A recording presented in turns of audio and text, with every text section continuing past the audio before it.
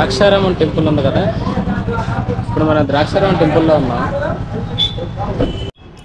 ఈ ఆలయానికి ఎడమ వైపున సత్యనారాయణ స్వామి యొక్క చిన్న ఆలయం ఒకటి ఉంది. అండ్ మన ఆలయానికి ఎడమ వైపున పెద్ద గ్రౌండ్ ఒకటి ఉంది. సో ఆ గ్రౌండ్లో మనం పార్కింగ్ చేసుకోవచ్చు వెహికల్స్ అన్నీ కూడా. సో ఇదిగోండి, ఇదే ఆ పెద్ద గ్రౌండ్ చెప్పాం కదా. రైట్ సైడ్లో ఒక ఆంజనేయ స్వామి టెంపుల్ కూడా ఉంది. ఇక్కడ షాప్స్ అన్నీ ఉన్నాయి, ఒక 10 ఉంటాయి షాప్స్. సో మనకున్న పంచరామ క్షేత్రాలలో ద్రాక్షారామ ఒక క్షేత్రం అండి. ఇక్కడ ఉన్న శివుడి పేరు ఏంటంటే భీమేశ్వర స్వామి అండి. ఇది ఆలయానికి ప్రధాన సింహద్వారం ఇదండి. ఇప్పుడు మనం లోపలికి వెళ్దాం, అదే దర్శించుకోవడానికి. ఈ ఆలయంకి రావాలంటే మీరు కాకినాడ నుంచి డైరెక్ట్గా బస్సులు ఉంటాయన్న ద్రాక్షారామంకి. ఇది కోనసీమ జిల్లాలో ఉంది ద్రాక్షారామం. గర్భగుడికి ఎడమవైపున ఒక చిన్న గణపతి ఆలయం ఉంది. అండ్ అలాగే కుడివైపున తాండవ గణపతి అని చిన్నది ఒకటి ఉంది. సో ఇక్కడ 2 రకాల గణపతులు ఉన్నాయి, ఇక్కడ మనం చూడొచ్చు. గర్భగుడి ప్రజెంట్ డోర్స్ వేసి ఉన్నారు, మేమందరం కూడా వెయిట్ చేస్తున్నాం తీస్తారని. సో అంతవరకు మనం రిమైనింగ్ చుట్టూ తిరిగి వద్దాం. సో టెంపుల్ కాంపౌండ్లో రైట్ సైడ్ పెద్ద చెట్టు ఉందండి, రావి చెట్టు. సో ఆ రావి చెట్టు దగ్గర శివుడు విష్ణువు అన్నీ కొలువై ఉన్నారంట. ఇదే ఆ టెంపుల్.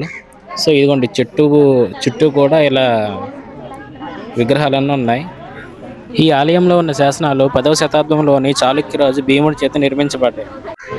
ఎలాగ అన్నదానానికి టైం అయింది కదా, సో ఇక్కడ కొంచెం ప్రసాదం తీసుకున్న తర్వాత రిమైనింగ్ చూద్దాం. సో ఇదిగోండి, కాంపౌండ్ చుట్టూ కూడా ప్రాంగణం ఇలా ఉంది. సో టెంపుల్ వాల్స్ అన్నీ కూడా పురాతనమే కాబట్టి ఇలా ఉంటాయండి మొత్తం కూడా. సో ఇదిగోండి, ఇది అన్నసత్రం దారి కదా. సో ఈ ఆలయం 95% చోళులకు సంబంధించిన ఆలయం అండి ఇది. సో ఇదిగోండి ఫైనల్గా భోజనానికి అందరం రెడీగా ఉన్నాం. నాకు టోకెన్ ఇచ్చారు, ఆ టోకెన్ ఎక్కిస్తే వెళ్ళి బెంచీలో కూర్చోమన్నారు. ఇదిగోండి నా ప్లేట్ నాకు వచ్చింది ఇప్పుడు. యాక్చువల్లీ అప్పుడు తూర్పు చాళుక్యులు ఉండేవారు కదా, వాళ్ళు 1890లో ఈ ఆలయం కట్టడం జరిగింది తూర్పు చాళుక్యులు.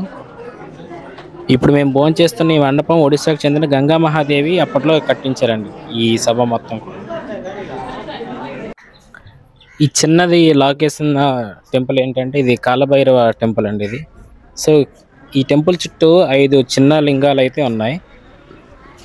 సో ఈ ఆలయం లోపల ఈ కాలభైరవ ఆలయంతో పాటు ఇంకా ప్రధానంగా ఇంకా 4 వేరే ఆలయాలు ఉన్నాయండి. అవి ఏంటంటే ఒటిక భైరవ, నెక్స్ట్ వీరభద్ర, ఇంకా ఉన్నాయి చాలా. సో ఆలయం లోపల మీరు ఇక్కడికి వస్తే చూడవచ్చు, మొత్తం ఈ ప్రాంగణంలో మొత్తం అన్నీ కూడా ఉంటాయి.